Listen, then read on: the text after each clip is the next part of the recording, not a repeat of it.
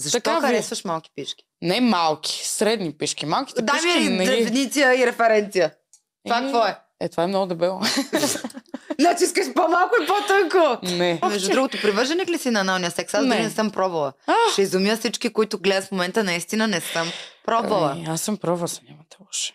Как е? Хубаво.